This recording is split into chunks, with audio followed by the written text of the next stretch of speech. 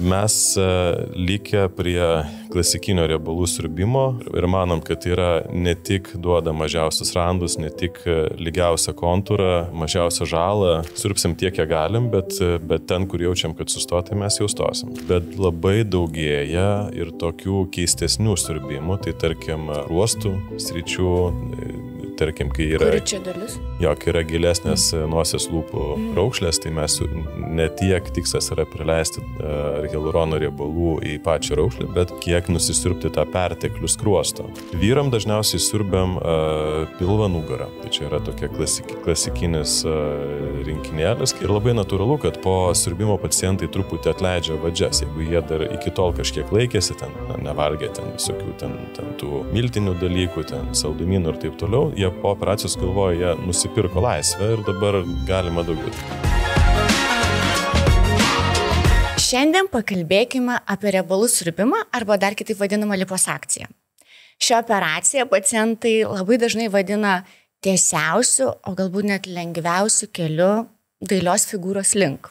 Gydytojau, man labai įdomu sužinoti, ar dažnai apsukat savo pacientus namo atgal, kai čia pirmiausia susižiūrėtų savo mitybą, padidintų fizinį aktyvumą, o jau tada galbūt sugrįžtų ir pas jūs. Tai būna, iš tikrųjų, čia labai svarbus tas dalykas paminėt, kad tai nėra svorio metimo operacija, nes yra tikrai pacientų, kurie ateina ir jie taip nori nusipirkti lygtai mažesnį svorį. Tai mes taip juos siunčiam atgal, siunčiam pas dietologus, siunčiam, kad jie užsimtų sportu ir mestų svorį. Į riebalų siurbimą labiau reikėtų žiūrėti kaip proporcijos dalyką. Jis labiausiai tinka tiem pacientam, kurie šiaip, kaip pavyzdys, turi kūdas kojas, bet turi tą gelbėjimosi ratą. Turi daugiau riebalų ant pilvo, ant juosmens. Tai tas riebalų siurbimas yra labiau subalansavimas kūno. Labiau apie tai reikėtų galvoti. Aš žinau, kad liposakcija egzistuoja kelių tipų. Bent jau internete pilna informacijos. Vazer lipo, ultragarsinė. Netgi mačiau ir toks siurbimo būdas, kur traukia odą vienu metu. Kokie čia skirtumai? Kaip žinot, kuris geras būdas, kuris blogas, kuris geresnis, blogesnis? Gal jūs čia man pasakysit? Taip, jeigu taip paimt gal suskirstyti į tokius būdus siurbimo, tai yra plastikos chirurgai galbūt skirsto į vieną, kur yra naudojama kažkokia pašalinė energija. Tai ar tai būtų lazeris, yra ta lazerinis riebalų siurbimas, ar yra ultragarsas, tai yra vazeris, tai tas Vazer, tai jisai gimė ne šiaip savo panašus sąskambis į lazerį.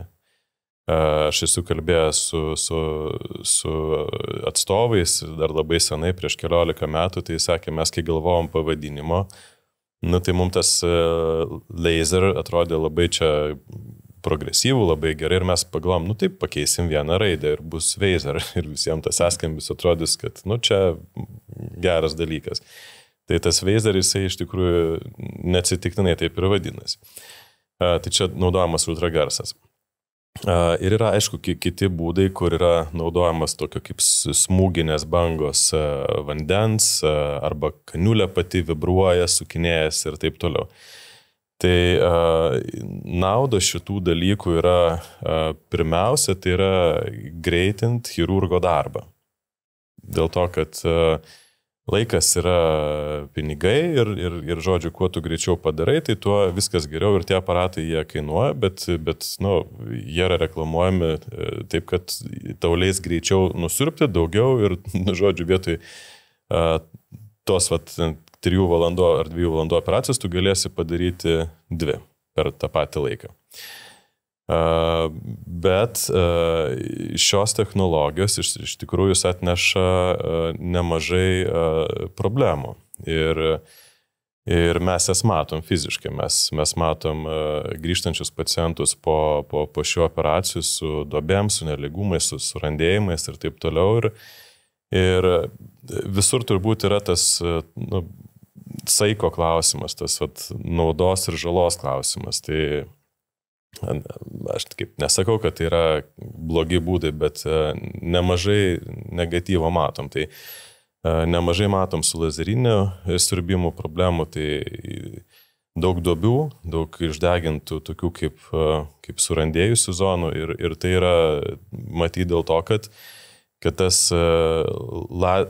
lazerio tas spindulys yra kaniulės gale ir tiesiog kaniulę reikia labai tolygiai judėti su ja, kad jinai tolygiai degintų tą riebalą, bet tie, kas operuoja, supranta, kad kaniulė kartais atsiremia į junginio audinio trabekulį, truputį užstringa, sustoja ir tu tuo vietoj truputį daugiau išdegini ir automatiškai tuo vietoj turi didesnį pažeidimą.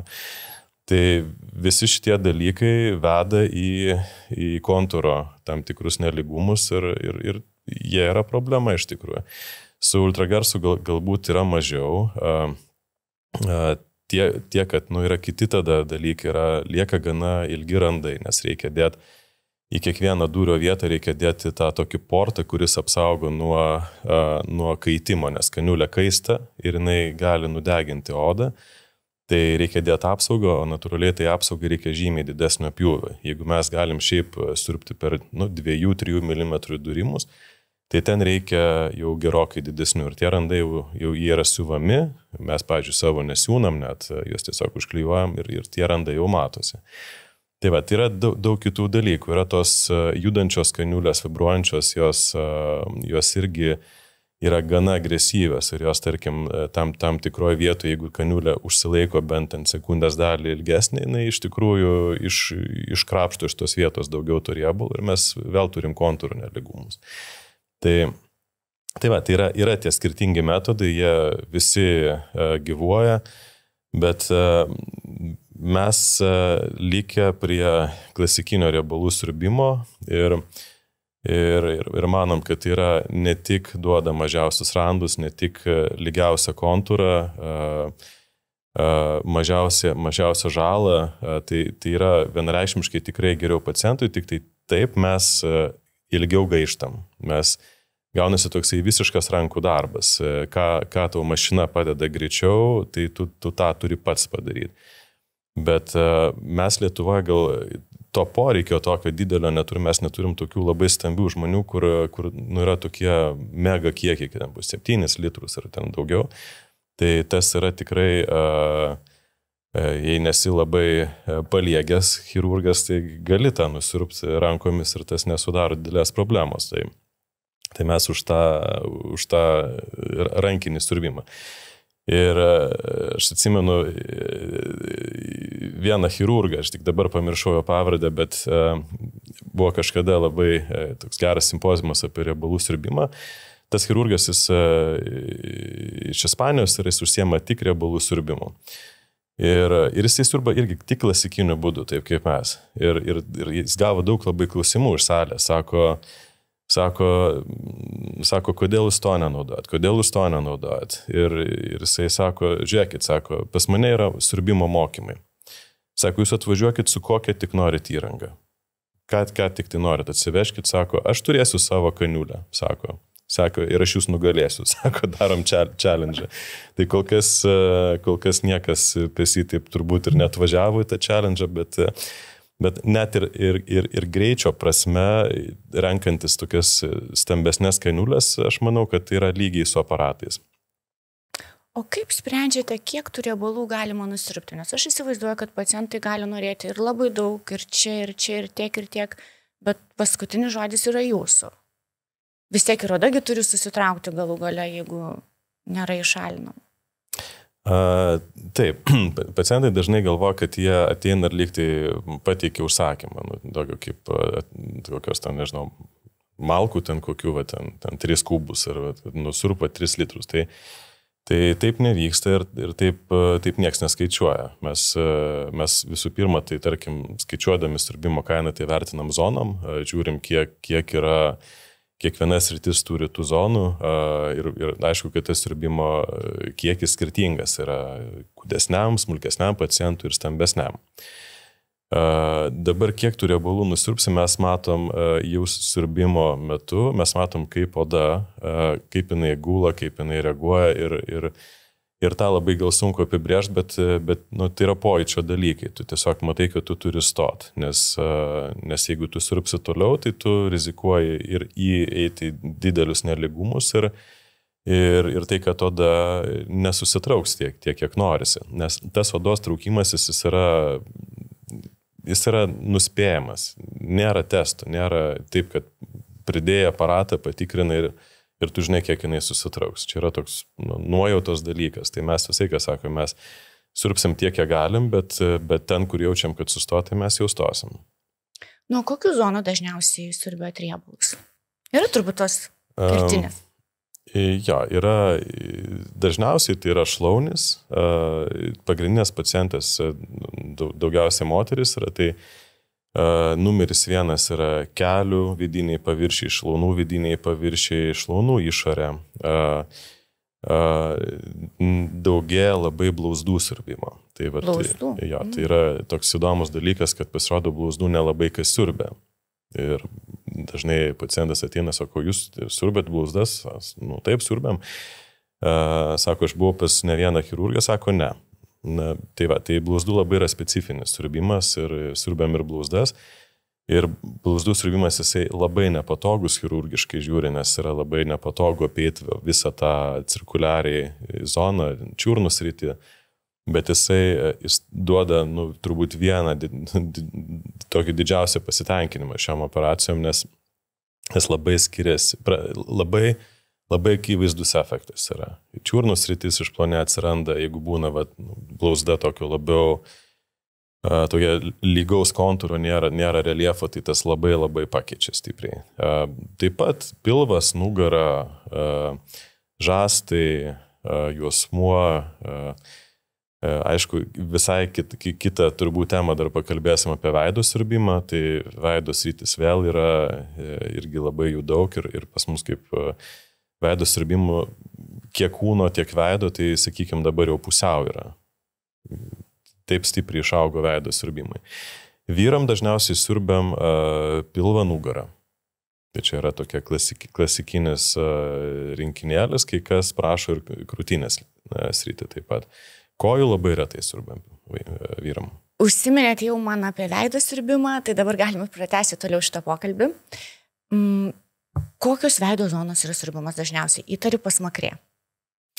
Taip, veido dažniausiai siurbiama yra ta pagurklio zona, pasmakrė, bet taip pat dažnai, turbūt panašiai dažnai siurbiam veido apatinę dalį, tautoj vadinami buldogėliai dar, ir taip pat gana dažnai siurbiam patį kaklą.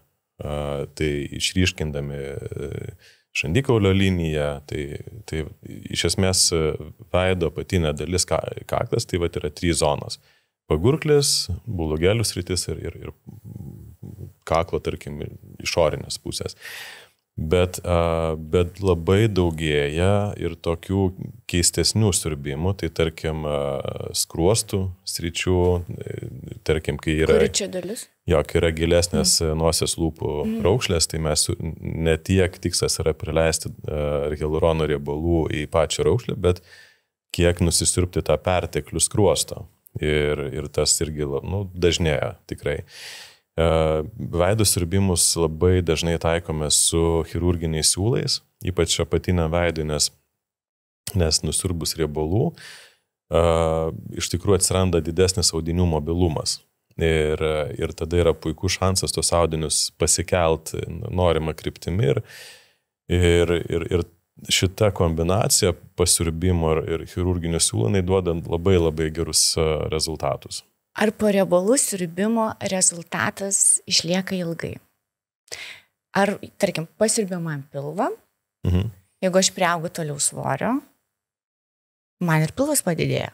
Ar toje vietoje riebalai daugiau nebesidaugina?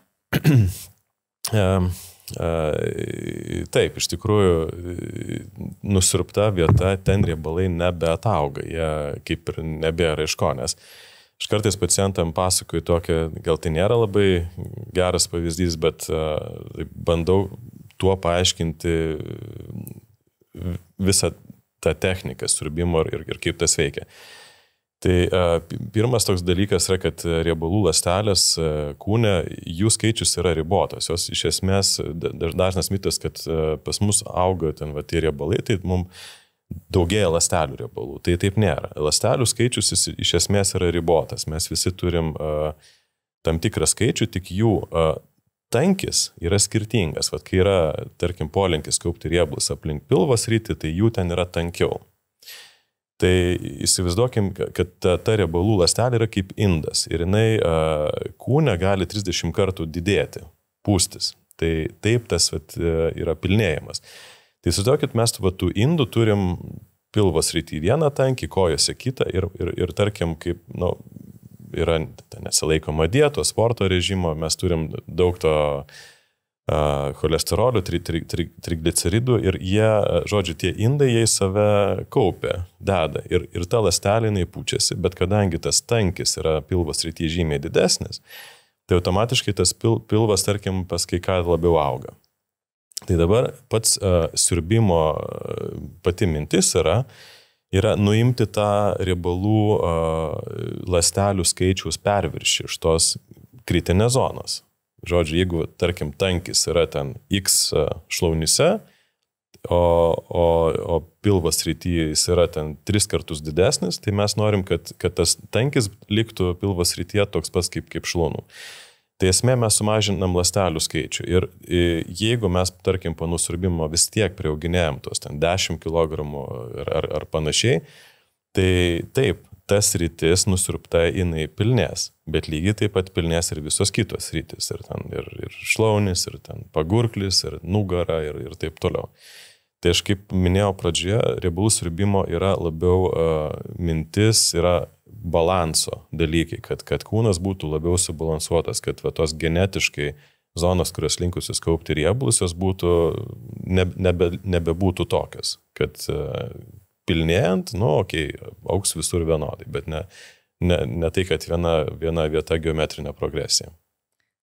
Tiesa ir melas, kad nusiurbus, tarkim, riebalus nuo pilvo, jie jums kauptis labiau kitoje vietoje, kur nebuvo siurbta. Tikrai egzistuoja toks teiginys. Bandau pagalvoti, kaip čia jį paaiškinti, nes visur ta tautosaka, jinai turi kažkokią priežastis, tą startinę, tai gal, kad kitur kauptis tai nėra, tai čia faktas. Tas ląstelių skaičius, jisai koks ten buvo, toks ir lieka. Gali būti kitas šiek tiek dalykas, kad, įsivaizduokim, yra pacientas, tarkim, turi pilvą, didoką. Ir jis atėjo tą pilvą nusisiurbė ir, sakykime, gal jau tie lūkesčiai buvo tokie, kad nusiurbti kuo daugiau, neproporcingai su kūnu, jis norėjo, kad tas pilvas būtų jau taip, kiek įmanoma daugiau.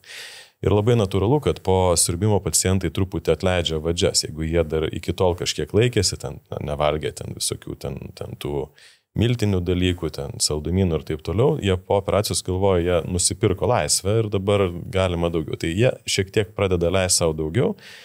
Ir kaip minėjau, tas ląstelių tankis, gal pilvo srity, jis jau tampa mažesnis negu kitų sričių.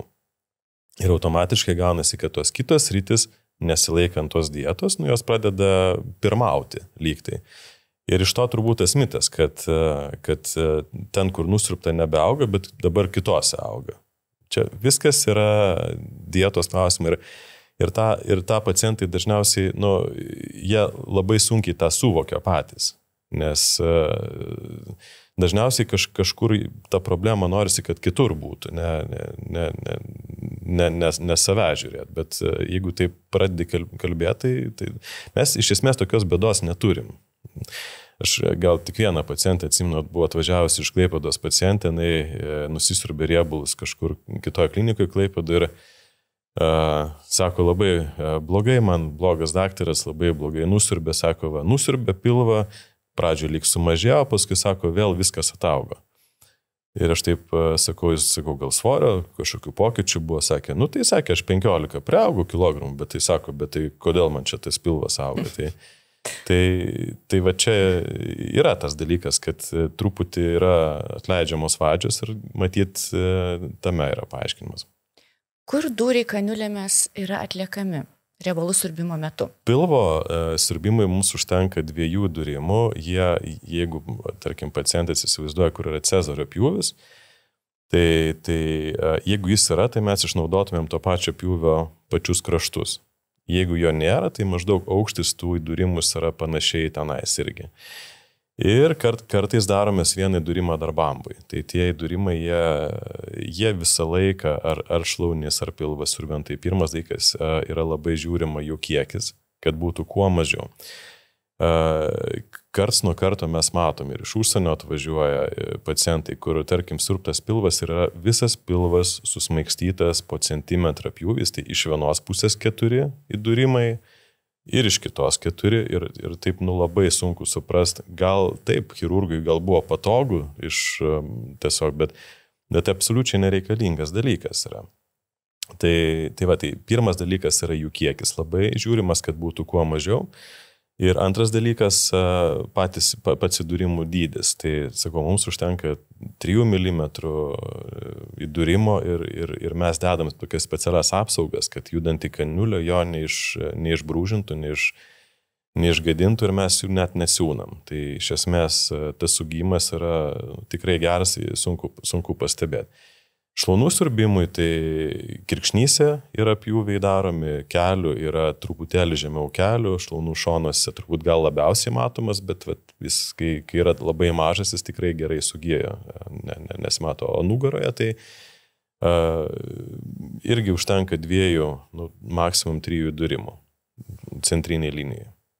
Žinau, kad ir per apgamo kraštą netgi kartais, ar ne? Ar esamus randelius net? Ja, visą laiką išnaudojam tą situaciją, jeigu yra kažkoks senas randas, apgamas kažkoks specifinis, kur tarkim, vis nėra piktybinis, bet matosi, kad jo kraštelis mums labai tinka pagal lokaciją.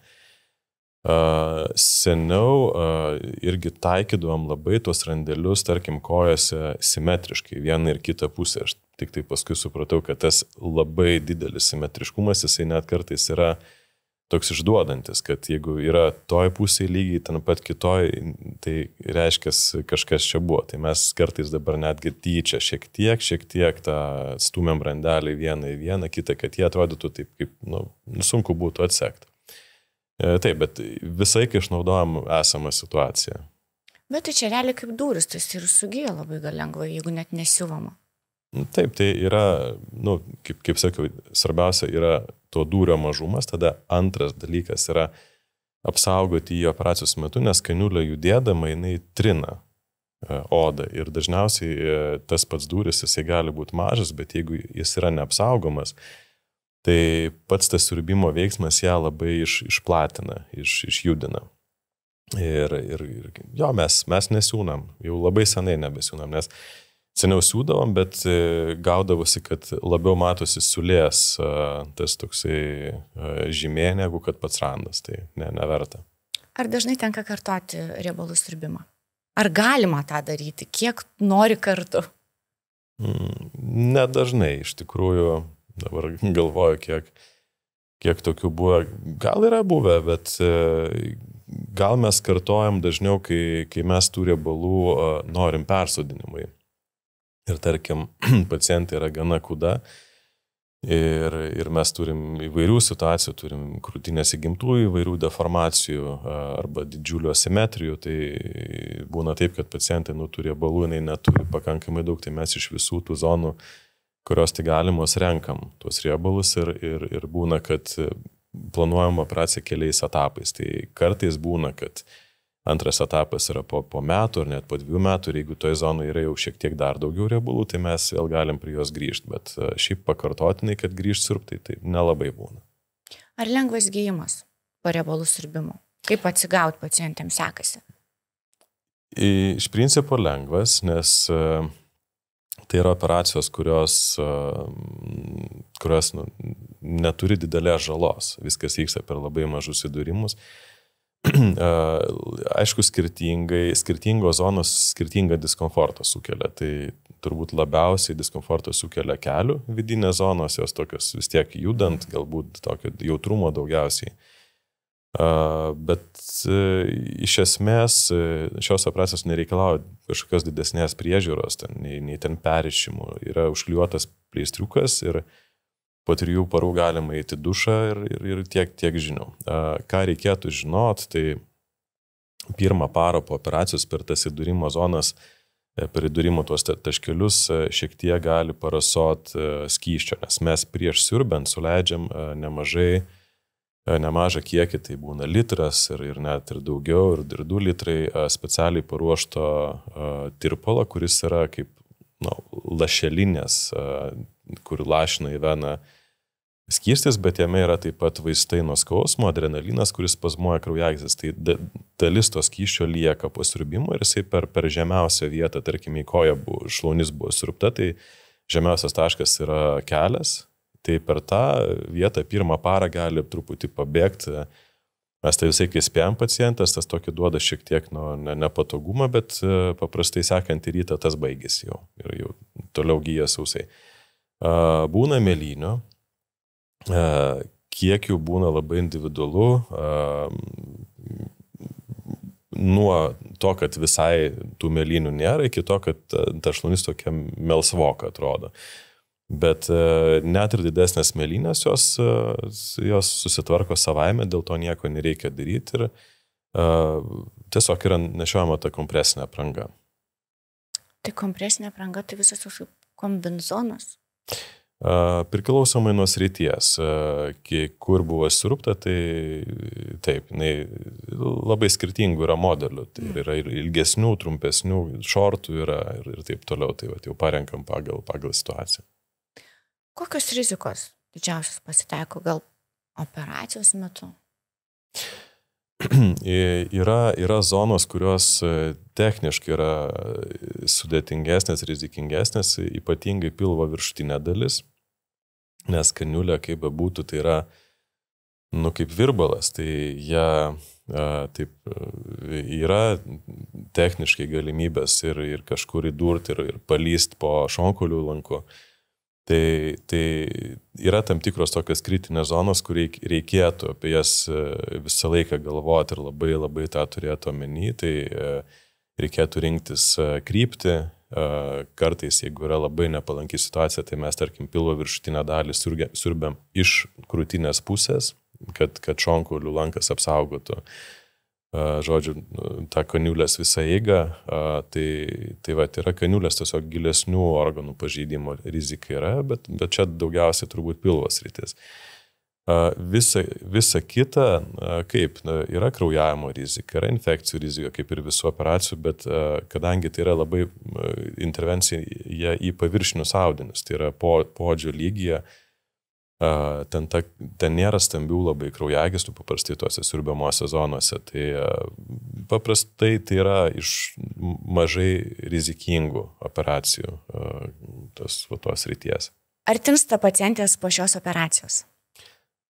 Tinsta priklauso nuo apimties, kurios zonos buvo siurbtos. Dažnai netgi tinsta nebūtinai tas sritis, kuri buvo siurbta. Tarkim, jeigu buvo siurbtos šlaunis, tai labai dažnai tinsta blauzdos. Čiurnų sritis dėl to, kad šiek tiek pablogėjo limfotaka visa bet tai nėra tos situacijos, kad reikėtų kažkokių diuretikų gerti ir taip toliau. Ir tas tinimas didesnis yra, 1 gal savaitę. Vėliau jisai mažėja, lieka šiek tiek tų mėlynių, jeigu jų buvo, bet tie tinimai galbūt nėra tas dalykas, kas labai vargina pacientus. Tai gal reiktų įti limfodrenažinius masažus? Mes iš tikrųjų su masažais matom prasmę tų limfodrenažinių tiesiog mažinant patį tinimą, kad tiesiog greičiau cirkuliuotų skysčiai organizme, jie mažiau užsilaikytų. Bet ir mes iš tikrųjų siunčiam pacientus netgi sekančią dieną ar 2-3 paros po operacijos. Bet tai yra galbūt labiau dėl tokios bendros savijautos ir greitesnio grįžimo į darbus, į savo veiklą. Bet mes nematom poreikio masažų kaip kad nelygumų išlyginimui, nes kas yra labai dažna, siurbiant tais agresyviais metodais, kur yra naudojamos tos judančios kaniulės ir ten visą tą, ką mes kalbėjom, tai dažniausiai pacientai yra siunčiami į masažus su mintim, kad išlyginti neligumus visus. Ir pati mintis tokia reiškia, jau yra suprantama, kad tie neligumai atsiranda, kad jie yra padaromi operacijos metu ir mes iš karto jau siunčiam žmonės, nes jų bus ir kad tai lygint. Tai tas rankinis siurbimas neturi tos problemos. Mes nesiunčiam nei vieno paciento į masažus, kur reikėtų lyginti neligumus. Taip rutiniškai nėra. Jeigu tų neligumų matom vis tik tai, kartais labai, tikrai retai mes juos galim įžiūrėti, tai tada, jau mes tada tą dalyką sprendžiam atskirai. Bet paprastai rutiniškai nereikia, masažų, kai yra siurbiama rankomis. Pagalvoju, jeigu yra tų neligumų atsiranda po riebalų siurbimo, ar juos galima kažkaip užpildyti atgal, tarkim, įdubimas šlaunyje? Daroma tai, nes turbūt neišmasažuosi. Gali būti daroma, nes, kaip sakiau, tokių kažkaip neturim labai, dažnai su tuo nesusidurėm. Tai gal turėtumėm kažkokį išdirbę planą, bet taip, galima tą tvarkyti, galima tiesiog vietiniai neutroje šiek tiek pasiurbti zoną, kuri labiau iškilus ir tuo pačiu suleisti riebalus į tą įdubusią zoną. Tas tvarkoma, čia nėra kažkokios didelės problemos. Yra galbūt didesnės problemos, kai yra jau randiniai pakitimai, kai yra, tarkim, ypač lazerių ar ten labai grubių tų siurbimu pažeidžiama giluminiai sluoksniai ir jie iš tikrųjų, ten ne tai, kad yra tuščia, bet ten yra pritraukta oda. Ten neužtenka suleisti riebalus, ten reikia atkabinti randą. Tai mes tada duriam su tokiom specialiom adatom, ją atkabinam tą zoną, tik tai tada suleidžiam tos riebalus. Kad tų neligumų nebūtų, yra labai svarbu pacientus perspėti, kad, tarkim, rūbų nešiojimas, jisai irgi labai gali įtakoti jų atsiradimą. Ką kartais pastebim? Tai pastebim, kad gali būti įdubimo tam tikra zona po pilvo siurbimo, būtent ten, kur yra džinsų susiegimas. Ir pacientas, norėdamas grįžti greičiau į gyvenimą, jos nešioja tą korsetą, bet ten viršau susideda džinsus ir ta vieta, kur yra susekta ar kur diržas, tai jeigu jinai spaudžia tą vietą per pirmosius 2 mėnesius, reikia labai žiūrėti, kad nebūtų tiesioginių jokių spaudimų. Tai kiek mes esam susidūrę su tais tokiais neligumais, tai gana dažnai gali atsekti rūbų tam tikrus įspaudus. Tai tą reikėtų žiūrėti, tą labai perspėti.